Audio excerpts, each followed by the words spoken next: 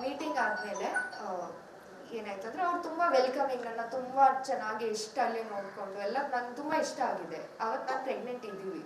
ಅದಾದಮೇಲೆ ಬಾ ನಾನಿನ್ನ ಮನೆಗೆ ಡ್ರಾಪ್ ಮಾಡ್ತೀನಿ ಅಂತ ಬಂದು ಸ್ಟಾಪ್ ಮಾಡಿದ್ರು ಮಧ್ಯೆ ಬಟ್ಟೆಯಲ್ಲಿ. ಇದು ನಾಗಸಂದ್ರ ಮೆಟ್ರೋ ಸ್ಟೇಷನ್ ರೋಡ್ ಇದೆ ನೋಡಿ, ಅಲ್ಲಿ ಒಂದು ಬ್ಯಾಡ್ಮಿಂಟನ್ ಕ್ಲಬ್ ಇದೆ, ನನಗೆ ಅಷ್ಟು ನಾಮಕ ಇದೆ, ಅಲ್ಲಿ ಸ್ಟಾಪ್ ಮಾಡಿದ್ರು.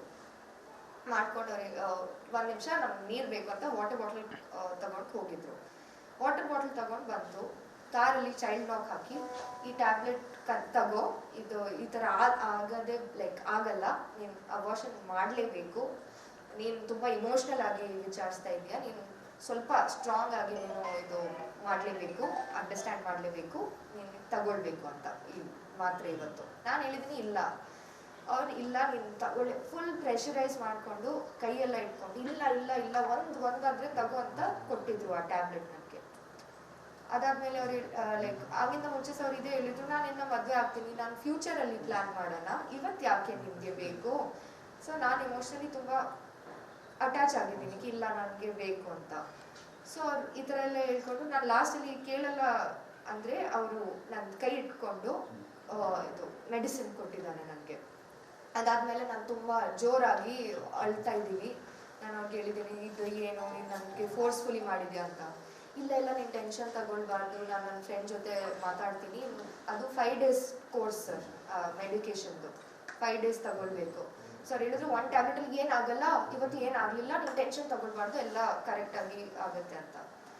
ನಾನು ಸರಿ ಅಂತ ಅದಾದಮೇಲೆ ನಾವು ಗೋಲ್ಡನ್ ಪಾಮ್ಸ್ಗೆ ಹೋಗಿದ್ದೀನಿ. ಅಲ್ಲೇ ಏರಿಯಲ್ಲೇ ಒಂದು ರಿಸಾರ್ಟ್ ಇದೆ, ಅವ್ರು ಅಲ್ಲೇ ನನ್ನ ಕಾಮ್ ಡೌನ್ ಮಾಡಿ, ಇಲ್ಲ ಯಾರು ಕೇಳಬೇಡ, ಏನಾಗಲ್ಲ, ನಾನು ಫುಲ್ ರೆಸ್ಪಾನ್ಸಿಬಿಲಿಟಿ ತಗೋತೀನಿ ಅಂತ ಎಲ್ಲ ನನಗೆ ಸಮಾಧಾನ ಮಾಡಿಕೊಂಡು ಅದಾದಮೇಲೆ ನೆಕ್ಸ್ಟ್ ಡೇ ನಾನು ಮನೆಗೆ ಬಂದಿದ್ದೀನಿ. 1 ವೀಕಲ್ಲಿ ನನಗೆ ಬ್ಲೀಡಿಂಗ್ ಶುರು ಆಗಿ ಅಬಾರ್ಷನ್ ಆಗಿದೆ 1 ಟ್ಯಾಬ್ಲೆಟಲ್ಲಿ.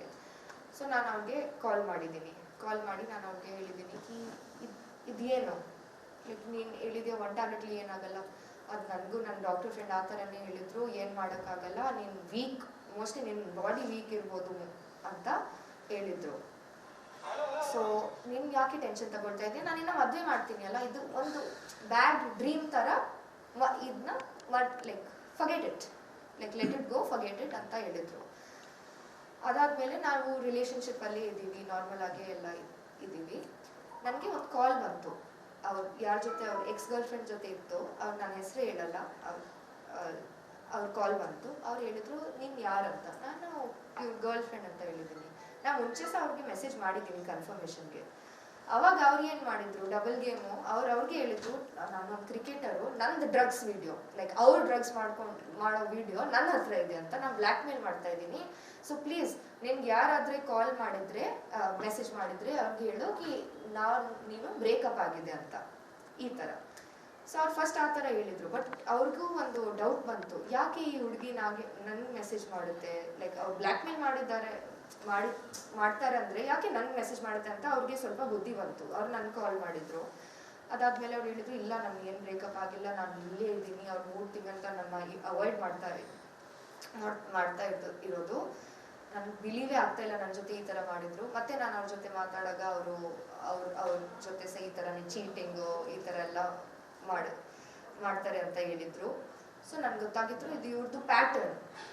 ಇದೇನಂದರೆ ಪ್ಯಾಟರ್ನು, ಹುಡುಗಿಗೆ ಹೋಗೋದು ಹೇಳೋದು, ಯಾರು ಹುಡುಗಿ ಅವ್ರ ಜೊತೆ ರಿಲೇಷನ್ಶಿಪ್ಗೆ ಅಕ್ಸೆಪ್ಟ್ ಮಾಡಲ್ಲ ಅವ್ರಿಗೆ ನಾನು ಇನ್ನು ಮದುವೆ ಆಗ್ತೀನಿ, ನೀನು ತುಂಬ ಚೆನ್ನಾಗಿ ನೋಡ್ಕೊಳ್ಳೋದು, ಅದಾದಮೇಲೆ ಅವ್ರದ್ದು ಯೂಸ್ ಮಾಡೋದು, ಬಿಡೋದು ಇಲ್ಲ, ಯೂಸ್ ಮಾಡ್ತಾನೆ ಇರ್ಬೋದು ಅವರು, ಆ ಥರ ಅವ್ರ ನೇಚರ್ ಇದೆ ಅಂತ. ನಾನು ಬರೋದು ಒಂದ್ಸಲ ಹೋಗೋದು. ಅಮ್ಮ ಪ್ಲೀಸ್ ಕಾಮ್ ಡೌನ್.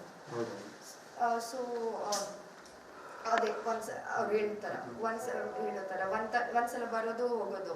ಸೊ ಇದಾದ್ಮೇಲೆ ನನಗೆ ಒಂದು ಕ್ಲಿಕ್ ಆಯಿತು, ಇವ್ರು ನನಗೆ ಫೋರ್ಸ್ಡ್ ಅಬಾರ್ಷನ್ ಮಾಡಿದೆ, ಇವ್ರ ಗರ್ಲ್ ಫ್ರೆಂಡ್ ಇತ್ತು ಅಂತೂ ಈ ಥರ ಮಾಡಿದೆ ಅಂದರೆ ಇವ್ರು ಸರಿ ಇಲ್ಲ, ನಾನು ಇವ್ರ ಅಗೇನ್ಸ್ಟ್ ಫೈಟ್ ಮಾಡಬೇಕು. ಸೊ ಫಸ್ಟ್ ಅವರು 2 days ಫೋನ್ ಸ್ವಿಚ್ ಆಫ್ ಮಾಡಿದರು. ನನಗೆ ಅವ್ರಿಗೆ ಗೊತ್ತಾಗಿದೆ ಅಂತ ಫೋನ್ ಸ್ವಿಚ್ ಆಫ್, ಅವ್ರು ಎಲ್ಲಿ ಅಂತ ಯಾರಿಗೂ ಗೊತ್ತಾಗ್ತಾ ಇಲ್ಲ. 2 days ಆದಮೇಲೆ ಇನ್ನೊಂದ್ಸರಿ ಅವರು ಫ್ರೆಂಡ್ಸ್ನ ಕರ್ಕೊಂಡು, ಲಾಯರ್ ಫ್ರೆಂಡ್ಸ್ನ ಕರ್ಕೊಂಡು ಮನೆಗೆ ಬಂದು, ಸಾರಿ ಆ ಹುಡುಗಿನೇ ತಪ್ಪಿದೆ, ಅವ್ರು ತುಂಬ ಸೂಸೈಡಲ್ ಇತ್ತು, ಅವ್ರು ತುಂಬ ಸೂಸೈಡಲ್ಲಿ ಇತ್ತು. ಅದಕ್ಕೋಸ್ಕರ ನಾನು ಅವ್ರಿಗೆ ಕ್ಲೋಜರ್ ಒಂದು ಆಗಲಿಲ್ಲ. ಬಟ್ ನನಗೆ ನಿಜವಾಗ್ಲೂ ನಿನ್ನ ಮೇಲೇ ಲವ್ ಇದೆ, ಪ್ರೀತಿ ಇದೆ. ನಾನು ಯಾಕೆ ನಿನ್ನ ಪೇರೆಂಟ್ಸ್ನ ಮೀಟ್ ಮಾಡೋದು, ನನ್ನ ಪೇರೆಂಟ್ಸ್ನ ನಿನ್ನ ಮೀಟ್ ಮಾಡಿಸೋದು, ನನ್ನ ಅಣ್ಣನೆಲ್ಲ ಮಾಡೋದು, ನನ್ನ ಫ್ರೆಂಡ್ಸ್ನ ಮೀಟ್ ಮಾಡಿಸೋದು, ನಾನು ಏನು ದಡ್ಡನಾ, ನಿನ್ನ ಸ್ವಲ್ಪ ನಾಪ್ಕ ಇಡು ಅಂತ ಆ ಥರ ಎಲ್ಲ ಮಾತು ಹೇಳಿದ್ರು. ಬಟ್ ನನಗೆ ಅವಾಗನೂ ಡೌಟ್ ಇತ್ತು, ನನಗೆ ಅವಾಗಲೂ ಡೌಟ್ ಇತ್ತು ಕಿ ಏನಾದರೂ ಕನೆಕ್ಷನ್ ಇಲ್ಲ. ಲೈಕ್ ಆ ಇಂಟ್ಯೂಷನ್ ಇರೋದು ನೋಡಿ ಜೀವನದಲ್ಲಿ, ಆ ಇಂಟ್ಯೂಷನಲ್ಲಿ ನನಗೆ ಆಗಿದೆ ಕಿ ಏನಾದರೂ ತಪ್ಪಿದೆ ಅಂತ. ಅದಾದ್ಮೇಲೆ ಅವರು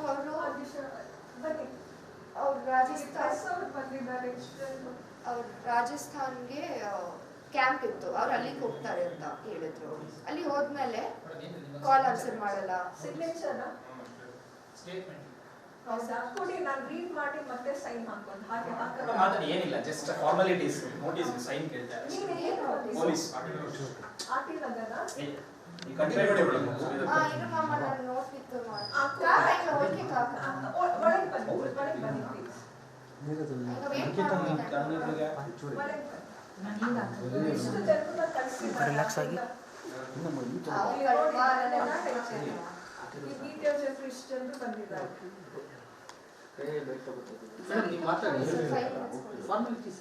ಸೈನ್ ಬೇಕು ಅಷ್ಟೇ ಅಂತ. ಅದೇ ನಾನು ಇದು ಓದಿ ಹಾಕ್ತೀನಿ ಸೈನ್ ಮಾತಾಡಿ ಆದ್ಮೇಲೆ ಸಾಂಬಳ ತರ ಐತಿ. ಮತ್ತೆ ನಾನು ಅಂತ ಹೇಳ್ತಾ ಮಾಡ್ತಾ ಇದ್ದೆ. ನಾನು ಮೆಡಿಕಲ್ ಕೊಟ್ಟು ಇವತ್ತೇ ರೆಡಿ ಹೋಗಿ ನೀವು ತಗೊಳ್ಳಿ, ಬ್ಲಡ್ ಅಡಿಕ್ಟ್ ಅಲ್ವಾ, ಏನಾದರೂ ಸಿಕ್ಕೋದಲ್ಲ ಬ್ಲಡ್ ಅಲ್ಲಿ, ತಗೊಳ್ಳಿ ನಂದು ಬ್ಲಡ್ ತಗೊಳ್ಳಿ, ಟೆಸ್ಟ್ ಮಾಡಿ, ಡ್ರಗ್ಸ್ ಸಿಕ್ಕಿದ್ರೆ ನಾನು ಇಲ್ಲ ಸರ್, ನಾನು ಕಂಪ್ಲೀಟ್ ಆಗಿ ಹೇಳ್ತೀನಿ, ಮಧ್ಯದಲ್ಲಿ ನಾನು ಹೇಳಲ್ಲ. ಆದ್ಮೇಲೆ ಅವರು ಈ ತರ RR ಕ್ಯಾಂಪ್ ಹೋಗಿದ್ರು, ರಾಜಸ್ಥಾನ್ ರಾಯಲ್ಸ್ ಕ್ಯಾಂಪ್ಗೆ. ಅಲ್ಲಿಂದ ಇಗ್ನೋರ್ ಮಾಡೋದು ಆ ತರ ಶುರು ಆಗಿದೆ.